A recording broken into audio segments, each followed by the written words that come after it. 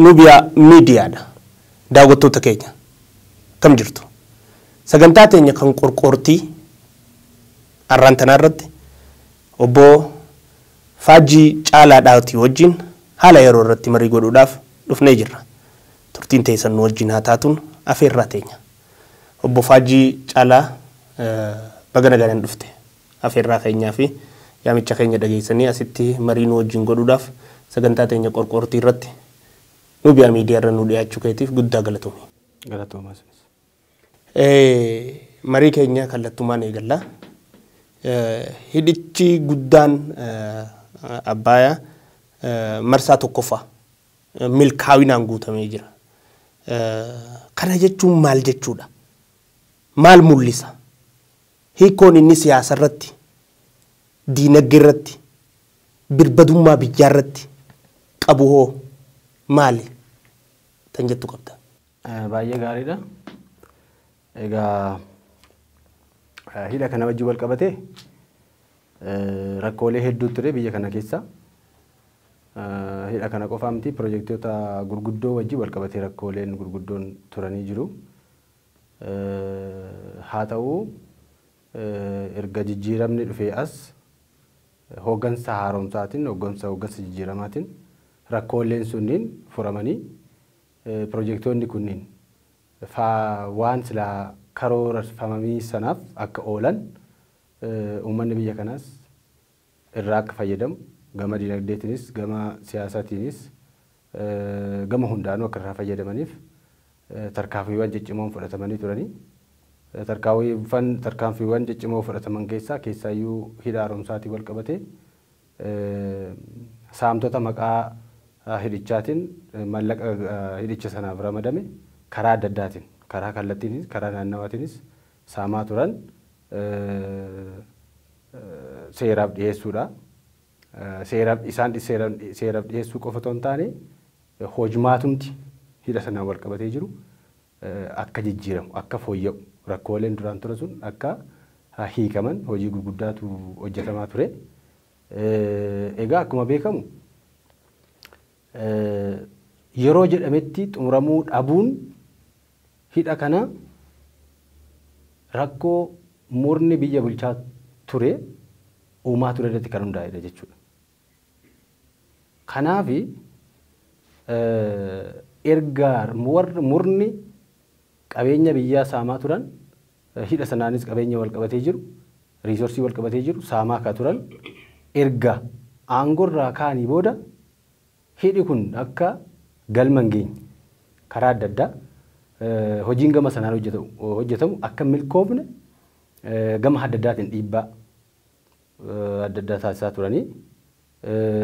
Ammoo hooggansi jijjiiramaa kun dantaa biyya kanaa bu'uura godhachuudhaan birmadummaa biyya kanaa bu'uura godhachuudhaan faayidaa siyaasaaf diinagdee sabni biyya kanaa hooggansa kanarraa eegu bu'uura godhachuudhaan wanti sun milkaa'ina wanta sanaatiif halkanii guyyaa gama dippiloomaasiitiinis gama hojmaata isaa sirreessuutiinis keessoo isaa sirreessuutiinis hojii guddaa hojjetaa ture. Suni akkuma beekamu jijjiiramni biyya kanaa saba hunda gaafa fayyadaa deemu murni armaan dura biyyarra aangoo siyaasaa qabataa ture aarii keessa galee hinaaffaa keessa galee burjaajii fi pirooppaagaandaa adda addaa uumee uummanni akka waan sana hin tumsin akka shakkullee gochaa ture jechuudha. Kanaaf guutiinsi kun murni sun silaa jiraatanii hidhi kun milkaa'uu dhabuu malaa jechuudha. Hidhi kun milkaa'uu dhabuu mala. Maaliif durumaanuu uummanni biyya kanaa hidha keenya seenaa keessatti yaadu wanta guddaadha. Bishaan kana bishaan laga Abbayyaa irraa fayyadamuu qabna jedhee waan qabu hundaan deeggarsa guddaa gochaa ture jechuudha.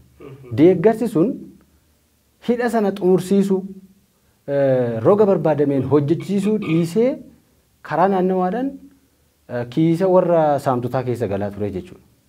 Kuni tokko. Lammaffaa biyyi Ijipt lagi kun akka hin hidhamne akka hin guutamnes gochaa turte waan ta'eef fedhiin isaanii fi fedhiin murna duraanii TPLF walitti hidhamaadha jechuudha. Kanaafuu waan inni bishaan sun wanti piroojeektiin sun hin xumuraminiif rakkoon adda addaa irratti uumamaa tureef sanillee wal qabachuu danda'a jechuudha. Sanillee wal qabata. Ka gurguraa ture isaan jechuudha. Karaa naannawaadhaan irraa fayyadamu malee siyaasaaf jecha irraa fayyadamu dinagdeedhaan of murna sana qofa fayyaduudhaaf wanta sanatti dhimma bahan manipuleet godhan malee wanni sun dantaa biyya kanaatiif faayidaa uummattoota biyya kanaatiif walumaa galatti dantaa biyya kanaatiif akka oolu hojjechaa hin turre jechuudha. Kana jechuun karaa biraatiin ka gurguree isaanii jechuudha. Gurgurataniiru jechuudha. Wanti silaa bakka xumuramuu qabu irra darbee gaafa postpoon ta'u wanni isaa qoratamuu qaba ture. Sunillee akka irratti hin dubbatamneef ka gurguree isaanii ka gurguree isinillee akka hin jenneef abal gurguratee jedhanii jechuudha. Dursanii hattu waan duraan hataa turan sana waan duraan gochaa turan sana hammeenya duraan yaadaa turan sana warra hoggansa jijjiirama amma jirustis maxxansuu barbaadu waan ta'eef gama sanaan wanti ofirraa dabarsuuf itti gaafatamummaa jalaa ba'uuf akka miidiyaan illee waan san qoratee isintu badii qaba. Propaagandaadhaan dursuu akka miidiyaan illee qoratee waan sana badiin kan keessanii isintu yeroo akkasii kana godhee ragaa hunda funaananii eenyu akka biyya gurguraa ture eenyu akka dantaa laga kanaan wal qabatee jiru hidha kanaan wal qabatee jirullee gurguraa ture akkan saaxilleef dursanii wacuu uummata burjaajessaa turanii jechuudha. Haqi jiru kana jechuudha. Ka gurguraa ture isaan. Eeressuun maaliif irraa qabeenya hiyyeessaa sana nyaachuun mataa isaanii faayidaa murnaa faayidaa dinagdee murnaati. Faayidaa sana immoo karaa biraatiin faayidaa isaatti illee naannessuu hin danda'u jechuudha. Mallaqaan hatanii cimaa jiru waan ta'eef akkasitti walitti hidhamaa jechuudha dantaan wanti isaan hojjetaa turan. Kanaaf guutamuun bishaan kana tokko hoggansi haaromsaa kun ammam lammiilee biyya kanaatiif hojjechuudhaaf halkanii guyyaa rakkoon keessaa ala osoo jiruyyuu sirriitti hojjetee gaaffii uummanni qabu deebisuudhaaf akkamitti ammam akka carraaqaa jiru hoggansi kun immoo cimina akkamii akka qabu kutannoo akkamii akka qabu waadaa galuu dhakaa bu'uuraa kaawwatoo hin taane waan hojjetamuu qabu waan bu'uuraa uummanni barbaadu uummanni iyyuu osoo baree osoo hin beekin illee osoo odeeffannoo hin qabaatin illee ammam akka hojjetaa jiru akka hoggansaatti political leadership cimaa ta'uusaa agarsiisaa jechuudha. Maaliif waan dantaa biyyaalessaatiin wal qabatullee waan baay'ee yeroo kam guutamaa akkamitti guutamaa ka jedhamu dursee ta'uu mala waanuma yeroo jedhame sana irraa eegalee ta'uu dhiisuu mala hoggansi waan gochuu qabu aarsaa kamiyyuu kafalee ummataaf dantaa ummataatiif hojjechuusaa kan agarsiisudha jechuudha. Kanaaf kuni hoggansa haaromsaatiif hoggansa jijjiiramaatiif injifannoo guddaadha ummata biyya kanaatiif injifannoo guddaadha injifannoo siyaasaas guddaadha. Maaliif siyaasni kan biyya keessaa qofa miti karaan siyaasa addunyaa irratti illee waan kana milkeessuun mataansaa hiikaa guddaa qabaa jechuudha. Tokko cimina hoggansa kanaa ummataaf quuqamuu hoggansa kanaa akeekaa kan nammuu irraa barata zan fudhatama biyya kanaallee ni dabala. Biyya kana keessatti hoggansi kun egaa rakkoon adda addaa gaafin jeequmsa adda addaa hin jira burjaajin adda addaa hin jira gareen tokko tokko hoggansi kun yookiin immoo paartiin badhaadhinaa yookiin mootummaan fudhatama akka hin arganne hojii adda addaa hojjetaa jiru jechuudha burjaajii adda addaa uumanii. Kanaaf kana cabsuudhaan hoggansi kun mootummaan kun hojii sirrii hojii uummataaf bu'uura ta'e dantaa biyyaatiif bu'uura ta'e hojjetaa akka jiru akeekaa jechuudha. Kanaafuu siyaasaan injifannoo guddaa akka mootummaatti akka biyyaatti injifannoo guddaatu argamee tokkoffaa tokkummaa uummataatiif illee iddoo guddaa qaba. Waan uummanni hundi itti dhamaa turanidha. Hiyyeessa sooressa osoo hin jedhin hamma danda'e namni gumaachee waan guddaa immoo irraa eegaa jiranidha. Abdii boruuti jechuudha. Abdii dhalootaati.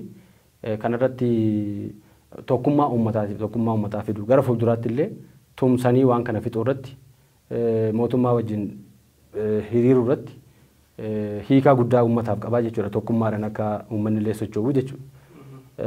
Egaa dinagdeedhaan akkuma beekamu gara fuulduraatiif abdii guddaa kan hore. Maaliif bu'uurri hidhi kun bu'aa dinagdee guddaa qaba.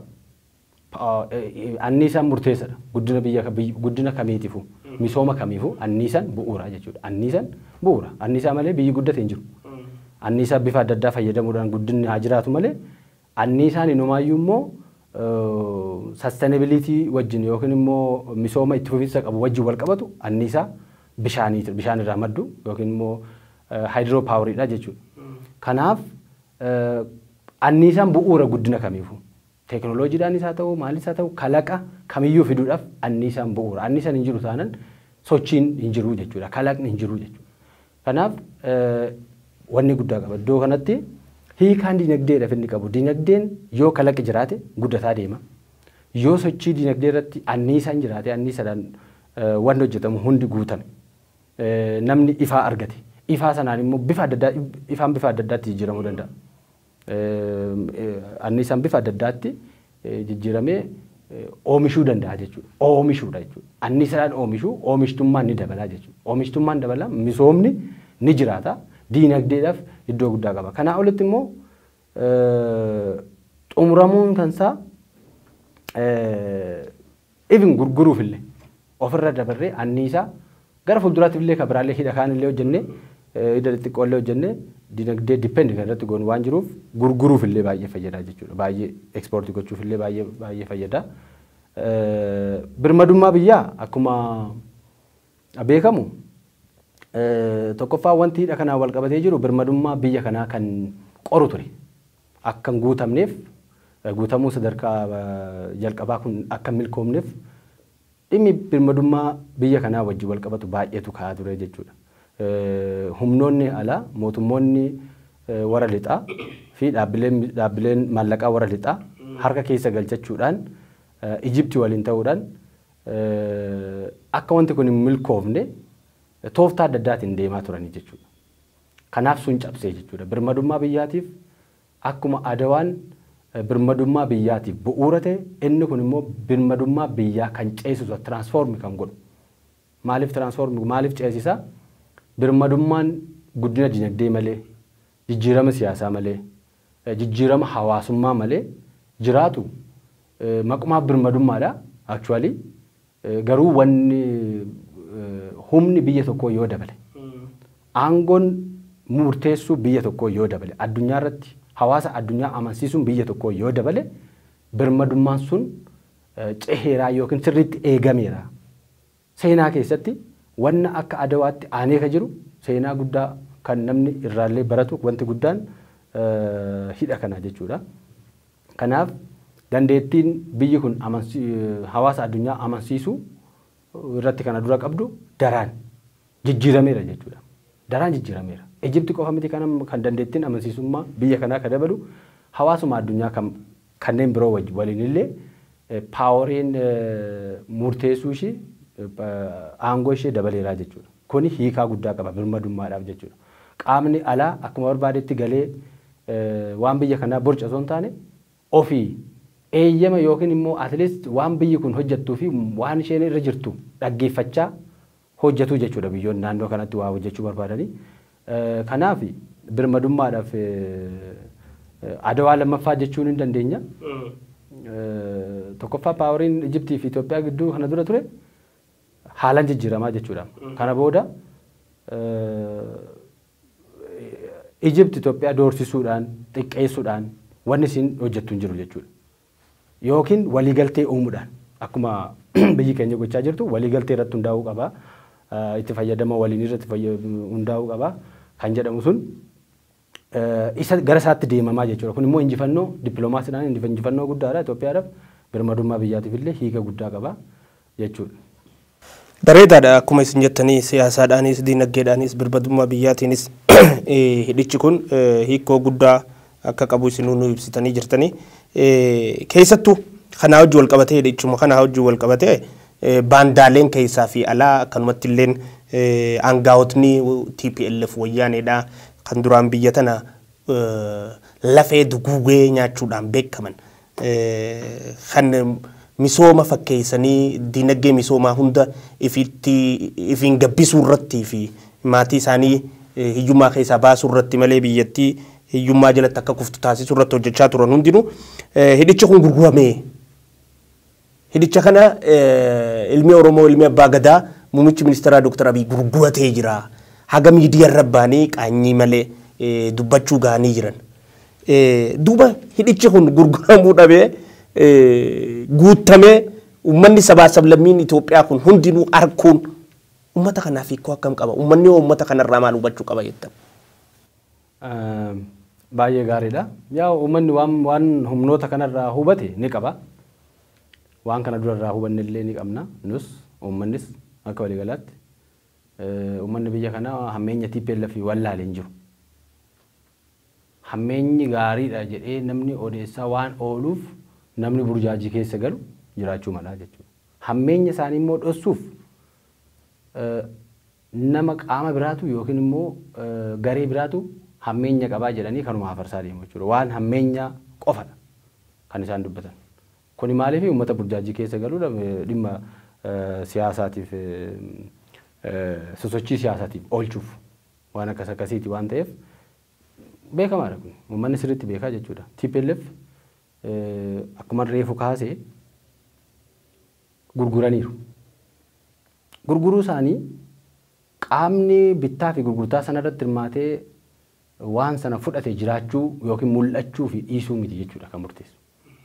Waan sun yeroo uummanni barbaadutti hawwii guddaa irraa qaba ture uummanni akka xumuramuuf akka misoomaaf ooluuf hawwii guddaa irraa qaba ture. Hawwiin sun naareetivii adda addaa diskoorsii adda addaa itti ida'uudhaan osoo uummanni hin beekin hanna guddaa irratti gaggeessaa turan. Hanni kuni kan raawwatameef maaliif akka ta'e qoratamuu qaba. Hannummaan kun hanna taraa ta'e ta'uu dhiisuu danda'a jechuudha. Hanni kun dantaa Ijiptii wal qabachuu danda'a jechuudha. Ijipti waan kun akka hojjetame akka turu akka yeroo wayii immoo deemee inumaayyuu fail godhu barbaadu irratti kan hundaa'e illee ta'uu danda'a jechuudha.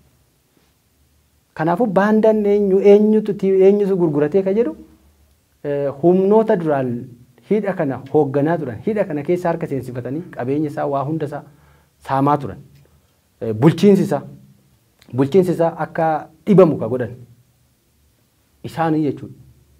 Osoo beekanii uummanni biyya kanaa kaabaa kibbatti abdii guddaa irraa horatee osoo jiru osoo eegaa jiru waan sun yeroon xumuramuu dhabuu qofa osoo hin taane wanni isaan hojjetamuudhaaf ramadame mallaqni isaan hojjetamu hidhi kun akka hojjetamu ramadame nyaatamee bakka bu'e illee dhabamee kallattiidha warra achi keessatti hirmaatan seeraaf akka dhiyaatan ta'eera warri kallattiidhaan hin to'atamne ammallee ni jiru jechuudha. Kallattiidhaan keessaa qabu jedhamee kanneen hin to'atamin ammallee ni jiranii jechuudha. Humni alaajilee jiraachuu danda'a jechuudha kanuma wajjin wal qabatee.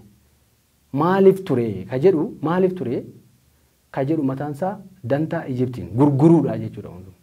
Yeroo kennuu waan tokko diinaaf yeroo kennuu jechuun dantaa kee gurguruu jechuudha. Diinaaf yeroo kennuun waan amma mo'achuu dandeessu. Waan amma mo'achuu dandeessu waggaa kanas immoo addaan manatti turi jechuun yeroo kenniteettaa fi dantaa kee gurgurte jechuudha. Injifannoo silaa amma argachuun malte sana dabarsitee kennite jechuudha. Kanaafuu akkaataa kanaan gurguruun kun akkasitti ibsamaa jechuudha. Isaanii kan gurguratee jechuudha. Isaanii kan gurguratee namni iyyuu hin jenne hanga kana hin deemne jechuudha. Hammeenya hojjetan iyyuu malee hanga kana dantaa biyyaatiin wal qabsiisanii jarri kun hanga kana hammeenya guddaa hojjetu jedhee namni illee akkaataa sanaa hin ibsine malee kan sila gurgurate kan gaafatamuu qabu baandaan isaanii jechuudha. Amma immoo akka waan kun hin milkoofne warra kaleessa gurgurate wajjin dantaa Ijiptachi isaan haala tarsimoo fi tooftaa Ijiptachitti isaaniif kennitu fudhatanii biyya kana keessatti wanni kun hokkora adda addaa kaasuudhaan tasgabbiin akka hin jiraanne gochuudhaan humnoonni adda addaa TPLF fuuldurarra jirti adda dureedha warri kaanis jiru jechuudha. Baandaan hammeenya TPLF kana tumsanii At the end of the day dantaa Ijiptiif hojjetan. Wanti kun akka turu akka guutamne yoo guutamuu baate immoo biyya kana keessatti yaa'u mootummaan dadhabeera jechuudha. Birmadummaa biyyaa gurguree isa jedhu sana balli gochuuf. Wanni isaan kana gochaa jiranii maaliif? Akka guutamne kan isaan danqaa siyaasaa danqaa waan adda addaa uumaa turaniif yoo mootummaan wanti sun hokkorri biyya keessatti yookiin immoo jeequmsi biyya keessatti rakkoon siyaasaa biyya keessatti hammaataa dhufe mootummaan xiyyeeffannaa isaa achirraa kaasuu danda'a. Waan amma silaa akkaataa milkaa'e kana milkaa'u yoo baate mootummaan dantaa keessan kun akkuma jenne sana gurgureeraa jedhanii odeessuufi jechuudha. Waan kana TCC isaanii kana mirkaneeffachuuf yaada isaanii kana mirkaneeffachuuf jeequmsa adda addaa biyya keessatti bakka adda addaatti bocaa turanii jechuudha. Kanaaf gurgurame ka jedhu ka gurgure eenyu kan waan gurgurame sana immoo addunyaa irrattis waan taphachuu qabu. Dippiloomaasii irratti waan taphachuu qabu. Akkamitti argachuu dandeenya waan kana jedhee biyya keessattis akkamitti argachuu qabna jedhee bilchina siyaasaatiin addunyaa irrattis bilchina dippiloomaasii cimaadhaan humnoota gurguddoollee injifatee deebisee jechuudha. Humni jijjiiramaa kun mootummaan milkaa'ina akkasii fidee jechuudha. Kan gurgurame deebise jechuudha. Kan silaa adeemsa keessa waan kun akka irraanfatamu ajandaa isaanii duraanii. Dura namni mobilaayiz ta'eera namni kaka'eera dammaqe bakkaa bakkatti abdii guddaa waan irraa horateef hawwii guddaa waan qabuuf jireenya koo jijjiiree namni hunduu hirmaannaa guddaa taasisaa ture. Adeemsa keessa garuu namummaan irraanfataa dhufanii bara. Yeroon isaa dhedheerataa dhufnaan irraanfataa dhufan. Yeroo dhumti isaayyuu yoom xumuramaan jedhamullee dhiisaa turan jechuudha. Sun maal irraanfachiisaa deemanii wanni kun akka hafu kan hojjetaa ture TPLF jechuudha. Kana deebisne jechuudha. Mootummaan kana deebise humni jijjiiramaa kun bilchina siyaasaatiin keessattis bilchina siyaasaa cimaatiin biyya alaattis dippiloomaasiidhaan sadarkaa addunyaatti hojii gurguddaa taasisee milkeessuu dandeenya jechuudha. Bareedaadha akkuma isin jettanii mootummaan kun kutannoodhaan murannoodhaa fi ejjennoodhaan hidhicha kana guutee warra silaa hijiba irratti oofu hijiba isaanii akka uummanni arkuu fi soba isaanii akka uummanni baru taasisuun uummanni illee uummata san hubatee jira jechuudha. Maayii irratti hidha kana gufachiisuudhaaf reefu haasawaa keessa kaastanii turtanii baandaaleen keessaa alaa hokkora garaagaraa kaasuudhaaf wixxifachaa turuun isaanii beekamaadha. Karaa cufsiisuudhaaf jeequmsa kaasuudhaaf tattaaffii garaagaraa godhaa turan kaka'umsa garaagaraa godhaa turan kanaa wajji wal qabatee illee ajjechaa artistii kabajamaa ulfaataa hayyuu keenya Hacaaluu wajjin illee hidhi kun wal qabataa qaama dinagdee Ijiptiin ragaaleen takka bahaa akka jirtuu fi yaa quba qabda jeen abdadda ni himama. Mee isii kanarra maal jetta? Egaa akkuma kaasuu yaale dantaan Ijipt, dantaan TPLF fi dantaan Baandawwan maqaa Oromootiin illee socho'aa turanii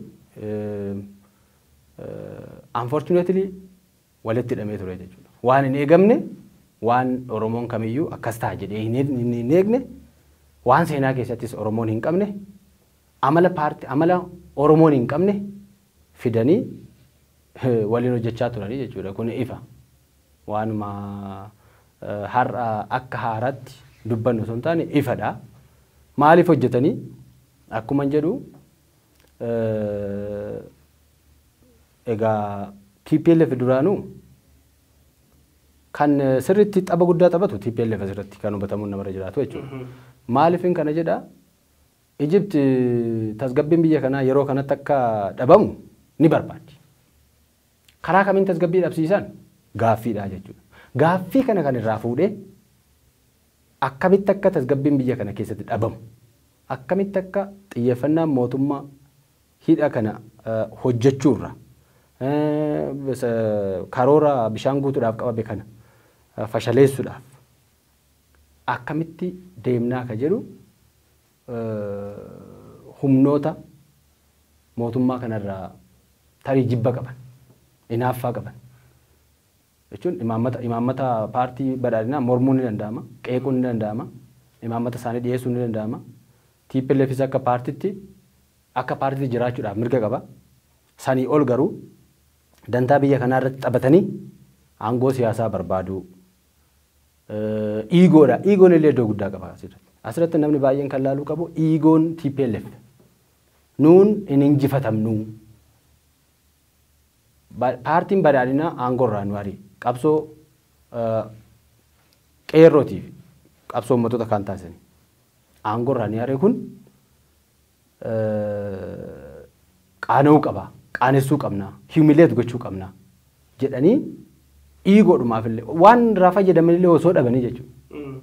Mootummaa mormuudhaan mootummaa irratti shira adda addaa xaxuudhaan humna alaa wajjin illee waltumsanii hojjechuudhaan mootummaan kun illee yoo kufe dantaan biraa wanni isaan argatan yoo dhabame illee iigoon nun caaltaniisin jechuudha agarsiisuudhaaf. Tapha siyaasaa hin beeknaa akkamitti akka siyaasa hojjennu hin beeknaa jechuudhaaf ergaa sana agarsiisuudhaaf. Halkanii guyyaa mootummaa kana mormaa turanii kijiba meeqaa irratti xaxaa turanii irratti hafuufaa turanii beekamaadha kun jechuudha. Miidiyaa isaaniitiin. Miidiyaan maqaa Oromootiin hundeeffames humnoonni siyaasaa maqaa Oromootiin hundeeffamanis adeemsa keessa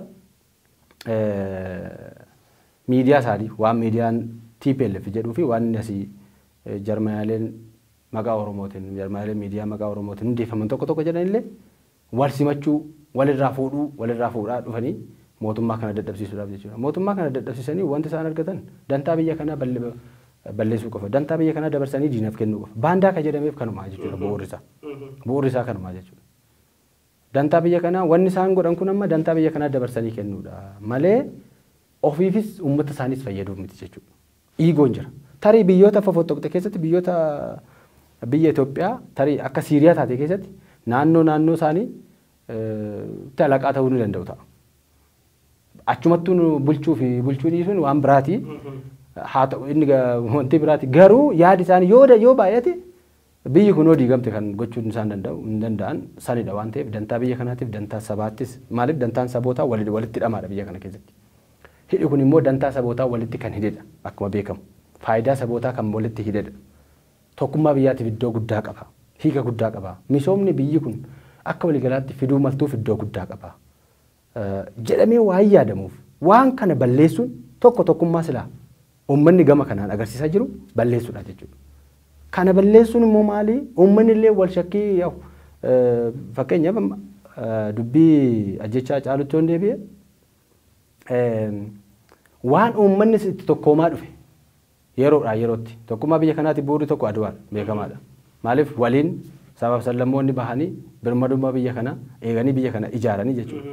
Rakkoolee adda addaa jiraachuu malu. Rakkoolee sanallee jiru waan ta'eef biyya alaanu bulchuu qabaa yookiin immoo weerartoonni bulchuu qabaa jedhee uummanni cal hin jenne jechuudha. Obbolaa keenyaanis sirreeffannaa jedhanii rakkoolee kana dura turanillee laalaa wanti jedhanii inni kunis erga akkasii qaba beeku. Akka injifannoo guddaan asirraa argamu gama siyaasatiin hydropolitical landscaping akka jijjiiramu. Haalli siyaasaa walumaa galatti gaanfa kaaba baha Afrikaa irratti akka jijjiiramu beekuu jechuudha. Kanaafuu kun immoo maal fidaa uummanni kun sirriitti ijaaramee tokkummaan isaa cimee biyya kanaaf bu'uura akka ta'u akka ijaaru. Rakkooleen adda addaatti xiqqoon jiranillee kana booda noomoor ajandaa ta'anii gurguramuu hin malanii jechuudha. Uummanni waan kana irratti injifannoo argate kana gara tokkummaatti jijjiiree gara kaayyoo bal'inatti jijjiiree waan istiraatejik ta'e waan gurguddaa kana irratti xiyyeeffannaan waan xixiqqoon hafaa jechuudha. Kanaafuu waan kana kuffisuun tokkummaa biyya kana keessa jiru sababa sallammoota gidduu jiru laaffisuuf yookiin tokkummaa jiru diiguudhaaf keessaayyuu saboonni akka walitti bu'an saboonni akka carraa ta'ee leecalloo adda addaa leecalloodhaan illee gurguddaa ta'an baay'inaan illee saba gurguddaa ta'an akka walitti bu'an saba Amaaraaf Oromoo akka walitti bu'an gochuudhaan waan kun expectation Oromoonis Amaarris waan gama kanaa qabu olaanaa waan ta'eef waan kana erga godhanii tokko waan sana fashaleessuu jechuudha. Waan sun fashaloofnan immoo silaa tokkummaan waan sun yoo milkaa'e dhufuu malu ni dhabamaa jechuudha. Tokkummaan yoo jiraate immoo yoo hin jiraanne immoo biyya ijaaruun misooma boruutiif yaaduun waan adda addaa yaaduun ulfaataadha jechuudha. Kanaaf iddoo sanatti jechuudha akka sabni tokko boondii saba kanaa kutuu cabsuu barbaadameetu jechuudha. Kanaaf wanta hojjetame egaa ergama TPLF Egypt irraa fuutee baandaa Oromootiif kenniteen akka raawwatame ifadha. Haala kanaan wal qabataa jechuudha. Dantaan isaanii akkuma reefu kaase biyya bulchuudhaaf kiiloo deebi'uudhaaf qofa osoo hin taane at least iigoo isaaniitiif jecha badhaadhinni nu hin caalu. Hooggansi liidarshiippiin ammaa kun liidarshiippii duraanii hin caalu. Erga akkasii dabarsuuf illee himileet gochuu barbaadanii. Sanaan immoo erga akkas ta'e immoo yaa'u biyyi diigamuus ni malti. Biyyoo diigame biyya diigamte kana keessatti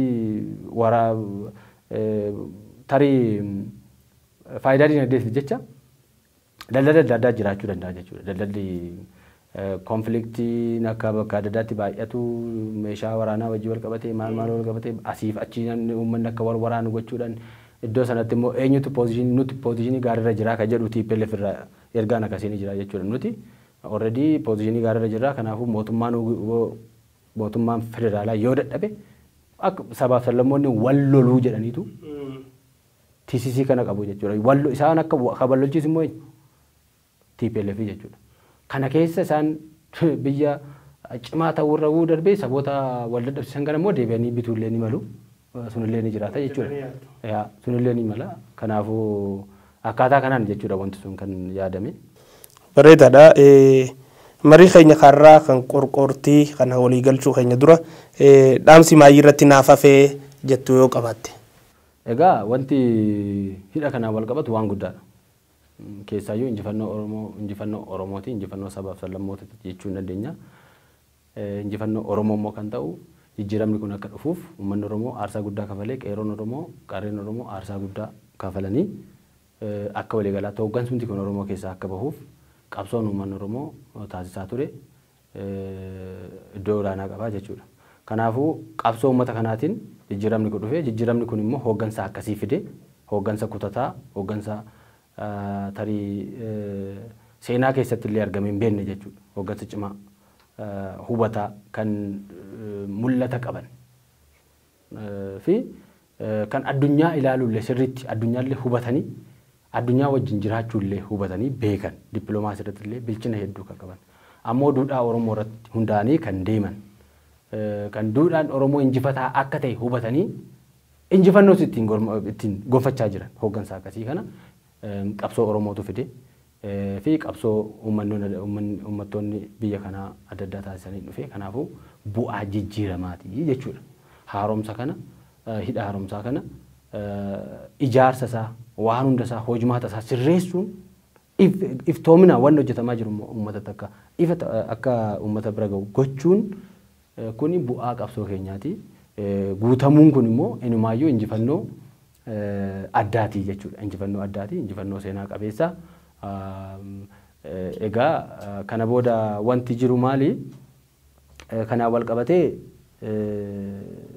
deeggarsi uummanni qabullee iftoominni dabalaa waan jiruuf mootummaan waan hojjetaa jiru ammam akka ga'u kutannoo akkamii akka qabu quuqama akkamii uummataaf akka qabu agarsiisaa waan jiruuf uummanni illee dammaqaa jira. Deeggarsa akkaataa kana durarra fooyyee qabuun deeggarsa adda addaa gochuu itti fufuu akka qabu uummanni illee agarsiisaa jira. Gammachuu guddaatu jira. Egaa kuni waan guddaadha. Akkaataa kanaan hooggansa kana hubachuun gaariidha walumaa galatti. Bu'aa biyya kanaaf amma argame kana immoo bu'aa guddaa akka ta'e namni hunduu hubachuu kanarratti immoo wanni kaan ida'amaallee akka deemu injifannoowwan dabalataa hedduun akka dhufan gama hundaanu waan haaromsa ta'e malee jijjiiramoonni gurguddaan gama misoomatiinis wantoonni hedduun ni jiranii hariiroo idil addunyaatiin illee jijjiiramoonni gurguddaan ni jiranii. Kuni hooggansi kun nama uummataaf akka uumamu dantaa biyyaatiif dantaa biyyaa jechuun dantaa sabaaf sablammoota hunda walitti hidhu jechuudha.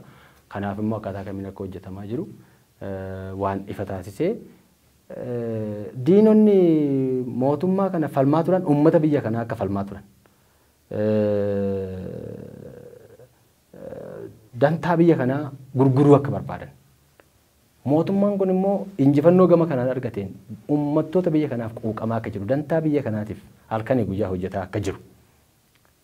Kanaafuu diinonni waan itti qaanaan uummati biyya kanaa kan itti gammade hooggansi illee kan itti milkaa'e gara fuulduraatti illee milkaa'ina biraa gonfachuuf uummata wajjin haala kanaan cimee kan deemu ta'uusaa agarsiisa jechuudha. Bareeda. Daawwattoota keenya kan Nubiyaa Miidiyaa sagantaa keenya kan har'aa kan qortii asirratti raawwanna. Obbo Faajjii Caalaadhaa asitti nu argamtee marii yaada bal'aa kana nu wajjin godhuu keetiif guddaa ulfaadhu sin jenna maqaa daawwattoota keenyaatiin. Galatoomas. Daawwattoota keenya sagantaa teenya tan gaafa biraarratti qophii biraarratti hanga wal agarru marii gaggeessinee irraa hubannoo gaarii akka argattan abdii qabna nagaan nu tura.